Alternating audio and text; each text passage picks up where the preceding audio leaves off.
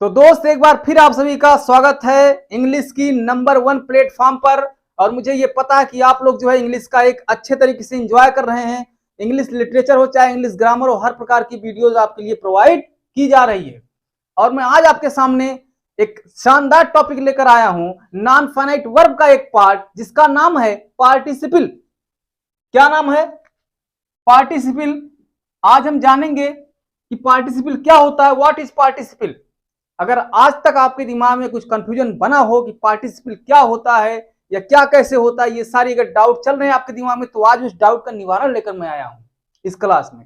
ठीक है, तो जब यहां पर थोड़ा सा समय देंगे तो आपको समझ में आएगा कि पार्टिसिपल क्या होता है। अब मैं आपको ये नहीं बताऊंगा कि पार्टिसिपल का मतलब क्या होता है, क्योंकि समस्या ये होता है जब भी हम लोग इंग्लिश पढ़ते समय उसमें हिंदी घुसेड़ने का प्रयास करते हैं तब जाकर समस्या क्रिएट हो जाती है। ठीक है ना, और हम जो है सही तरीके से इंग्लिश का अध्ययन नहीं कर पाते हैं। तो मैं ये आशा करता हूं कि आपको जो है पार्टिसिपल समझने का जो है आप प्रयास करेंगे। ठीक है ना, तो हम लोग जानते हैं कि पार्टिसिपल क्या होता है। तो प्यारे दोस्त, पार्टिसिपल जो होता है 3 प्रकार का होता है। There are 3 types of participle. Participle के कितने प्रकार होते हैं? 3। तो कौन कौन से प्रकार होते हैं भैया, वो बात कर लेते हैं। एक पार्टिसिपल है प्रेजेंट पार्टिसिपल, प्रेजेंट पार्टिसिपल, और दूसरा है पास्ट पार्टिसिपल, और तीसरा है परफेक्ट पार्टिसिपल। क्या है? Perfect participle. धीरज बनाइए रखिएगा दोस्त, पूरी वीडियो देखकर जाना, तब समझ में आएगा कि पार्टिसिपल क्या होता है। क्योंकि मैं जो हूं प्रयास ये करता हूं कि कहीं ना कहीं अभी मैं आपके लिए कुछ विशेष, इसके बाद कुछ और विशेष, और लास्ट में सबसे विशेष चीजें बताता हूं, तो सबसे विशेष चीजें छूटनी ना पाए। ठीक है ना। तो पार्टिसिपल कितने प्रकार का हुआ? 3 प्रकार का हुआ। एक होता है प्रेजेंट पार्टिसिपल। अभी घबराना मत कि सर प्रेजेंट पार्टिसिपल क्या होता है, मैं सब कुछ बताऊंगा। ठीक है ना। पहला है प्रेजेंट पार्टिसिपल, दूसरा है पास्ट पार्टिसिपल, और तीसरा है परफेक्ट पार्टिसिपल। अब हमें पार्टिसिपल को समझने के लिए इन तीनों पार्टों पर ध्यान देना पड़ेगा। तो प्रेजेंट पार्टिसिपल क्या होता है, तो मैं आपको बता दूं कि वर्ब की फर्स्ट फॉर्म में आईएनजी का जुड़ना। वर्ब आपको पता है क्रिया होती है, उसकी फर्स्ट फॉर्म पता है। जब उसमें आप आईएनजी जोड़ते हो, यानी कि V1 plus ING is called present participle. मेरे दोस्त, ये आप कभी जिंदगी में नहीं भूलोगे। मैं एक बार जो बता रहा हूं, अगर आपने ध्यान दिया तो मैं ये कह रहा हूं कि आप जिंदगी में कभी भूलोगे नहीं। ठीक है ना। प्रेजेंट पार्टिसिपल क्या होता है, तो मैं आपको बताऊं कि V1 plus ING is called present participle. V1 plus ING is called present participle. अब भैया वर्ब आपको पता है, बहुत सारे वर्ब आपने देखा होगा। गो देखा होगा, राइट देखा होगा, ठीक है ना, रीड देखा होगा। ये सब क्या है? वर्ब है। और वर्ब की कौन सी फॉर्म है? वर्ब की फर्स्ट फॉर्म है। अगर आपने इसमें आईएनजी ऐड कर दिया तो यही जो है प्रेजेंट पार्टिसिपल का काम करेगी। यानी गो प्लस आईएनजी बराबर क्या हो गया? गोइंग हुआ। ठीक है ना। राइट प्लस आईएनजी किया तो आपको राइटिंग मिला। इसके बाद रीड में आईएनजी किया तो रीडिंग मिला। अब हम इसको जो है एक सेंटेंस के रूप में परिवर्तित करते हैं। कोई भी सेंटेंस बनाओ, ठीक है ना। अब प्रेजेंट पार्टिसिपल का जो मामला है, जितना भी कंटीन्यूअस आपने पढ़ा है, चाहे प्रेजेंट कंटीन्यूअस हो, चाहे पास्ट कंटीन्यूअस हो, चाहे फ्यूचर कंटीन्यूअस हो, या प्रेजेंट परफेक्ट कंटीन्यूअस हो, या पास्ट परफेक्ट कंटीन्यूअस हो, यानी जो आपने टेंस पढ़ा है, टेंस में जो कंटीन्यूअस का भाग आता है, उस प्रकार के टेंस में इसका यूज किया जाता है, और आपने यूज भी किया होगा। ठीक है ना। मैं यहां पर सेंटेंस ले रहा हूं, सेंटेंस में यहां ले रहा हूं, Ram is writing a letter. Ram is writing a letter. Ram एक पत्र लिख रहा है। फिर मैंने लिखा Ram was writing a letter. Ram एक पत्र लिख रहा था। अब दोनों ही सेंटेंसेज में हम देख रहे हैं यहां पर राइटिंग मिल रहा है, यहां पर राइटिंग मिल रहा है। ठीक है ना। लेकिन क्या जो राइटिंग मिल रहा है, इस राइटिंग से आप टेंस का पता लगा सकते हैं कि कौन सा टेंस है? भाई अगर हम इसकी बात करें तो ये प्रेजेंट कंटीन्यूअस में भी आ सकता है, पास्ट कंटिन्यूअस में भी आ सकता है जैसा कि यहां पर आया है। तो इसे देखकर हम टेंस का पता नहीं लगा सकते हैं, इसीलिए तो जो है इसको नॉन फाइनाइट वर्ब के अंतर्गत रखा गया है। लेकिन ये टेंस जो है प्रेजेंट इंडेफिनिट टेंस है, ये प्रेजेंट कंटिन्यूअस है और ये पास्ट कंटिन्यूअस है। इस बात का पता हमें किस वर्ब से पता चल रहा है, यहां पर इज से पता चल रहा है और यहां पर वाज से पता चल रहा है। तो इस सेंटेंस में आया हुआ इज और वाज ये जो है फाइनाइट वर्ब है, बाकी जो राइटिंग इसमें दिया है ये नॉन फाइनाइट वर्ब है, क्योंकि इससे जो है टेंस का पता नहीं चलता है। तो मैं ये आशा करता हूं कि आपको पता चला होगा कि प्रेजेंट पार्टिसिपल क्या होता है। भाई वर्ब की फर्स्ट फॉर्म में आईएनजी जोड़ना ही ये प्रेजेंट पार्टिसिपल कहलाता है। I am writing, you are writing, they are speaking, I am reading, you are reading, they are talking, ठीक है ना। यानी कि इसमें जो V1 प्लस ING आ रहा है ये क्या है, ये प्रेजेंट पार्टिसिपल है। अब मैं ये आशा करता हूं कि आपको प्रेजेंट पार्टिसिपल नहीं भूलना है, लेकिन ये पास्ट पार्टिसिपल क्या होता है इसको भी देख लेते हैं।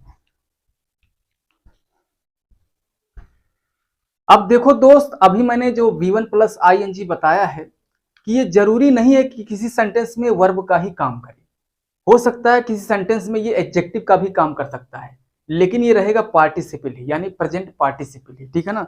जैसे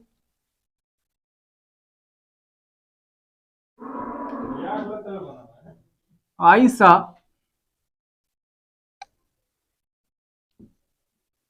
और डांसिंग कपुल,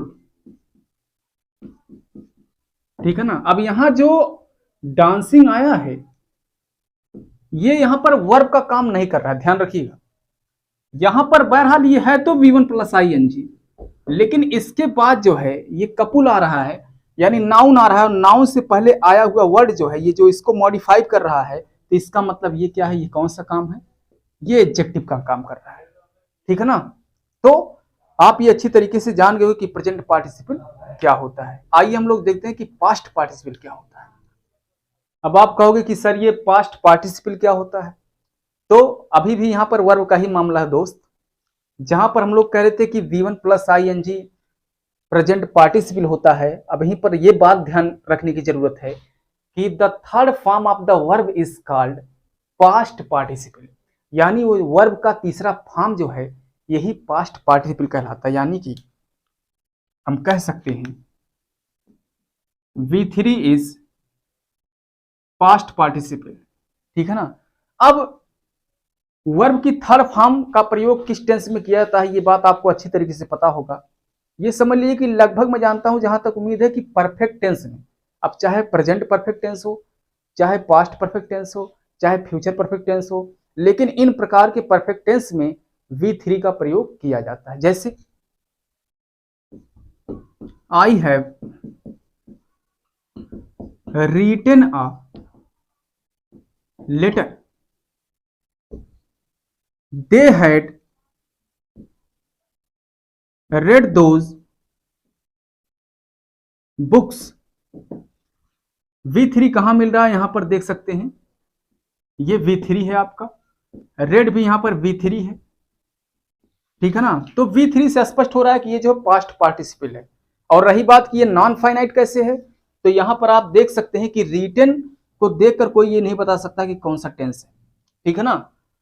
अब यहां पर जो हैव और हैड, यही मामला बता रहा है कि जो हैव है, हैव बता रहा है कि ये जो हमारा प्रेजेंट परफेक्ट टेंस है, और हैड बता रहा है कि ये जो पास्ट परफेक्ट टेंस है।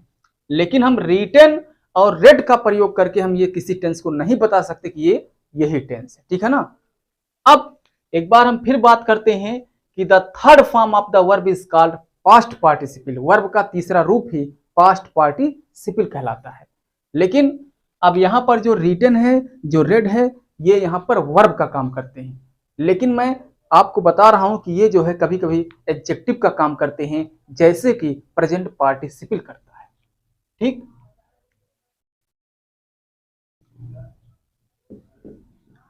आई सा अ ब्रोकन चेयर, मैंने एक ब्रोकन चेयर देखा। अब यहां पर जो V3 है, लेकिन ये वर्ब नहीं है, यहां पर मात्र एक वर्ब है सा, ठीक है ना। और इसी से टेंस का पता चलता है, लेकिन इससे कुछ पता नहीं चलता है। तो ब्रोकन जो है ये किसको मॉडिफाई कर रहा है, ये चेयर को मॉडिफाई कर रहा है, तो ये ब्रोकन यहाँ पर किसका काम करेगा, एडजेक्टिव का काम करेगा। तो ये यहाँ पर यहीं पर समाप्त हो जाता है पास्ट पार्टिसिपल। अब मैं आपको बता रहा हूं कि परफेक्ट पार्टिसिपल किसे कहते हैं।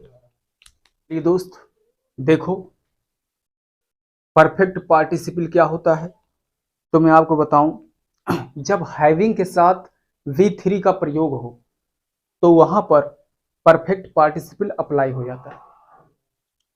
किसके साथ, हैविंग सभी को पता होता है, हैविंग के साथ जब V3 का प्रयोग किया जाता है तो परफेक्ट पार्टिसिपल हो जाता है। अगर सिर्फ V3 का प्रयोग होता है तो पास्ट पार्टिसिपल होगा, लेकिन अगर हैविंग के साथ V3 का प्रयोग हो रहा है तो यही जो है परफेक्ट पार्टिसिपल होता है। और बहुधा इस प्रकार के सेंटेंस में जो है एक एक्शन पूरा होता है, इसके तुरंत बाद दूसरा एक्शन चालू हो जाता है। जैसे एग्जाम्पल देखो, अभी तब समझ में आएगा कि having finished his work he went there, having finished his work he went there, यानी काम समाप्त करने के बाद ही वो वहां से चला गया। अब बताओ टेंस का पता तुम्हें, कहाँ एक वर्ब यहां आपको दिखाई पड़ रहा होगा और वर्ब यहां दिखाई पड़ रहा है। जरा ये बताओ तुम्हें टेंस यहां से पता चल रहा है या फिर यहां से पता चल रहा है, क्योंकि हमें पता है कि ये वेंट से ही हमें टेंस की जानकारी हो रही है। तो जिस वर्ब से टेंस की जानकारी होती है उसे हम कहते हैं फाइनाइट वर्ब, और जिस वर्ब से टेंस की जानकारी नहीं होती है उसे हम कहते हैं नॉन फाइनाइट वर्ब। यानी कि यहाँ जो हैविंग फिनिश्ड है यानी हैविंग प्लस V3 है, ये क्या है, नॉन फाइनाइट वर्ब है। ठीक है ना। मैं ये आशा करता हूं कि आपको पार्टिसिपल समझ में आ गया होगा। एक बार मैं फिर आपको बता दूं शॉर्टकट में कि पार्टिसिपल क्या होता है। तो पार्टिसिपल ये जान लीजिए कि पार्टिसिपल 3 प्रकार के होते हैं, प्रेजेंट पार्टिसिपल, पास्ट पार्टिसिपल और परफेक्ट पार्टिसिपल। प्रेजेंट पार्टिसिपल उसे कहते हैं जिसमें V1 प्लस ING होता है, यानी वर्ब की फर्स्ट फॉर्म की ING को ही प्रेजेंट पार्टिसिपल कहते हैं, वर्ब की थर्ड फॉर्म को ही पास्ट पार्टिसिपल कहते हैं, और हैविंग प्लस V3 को ही परफेक्ट पार्टिसिपल कहते हैं।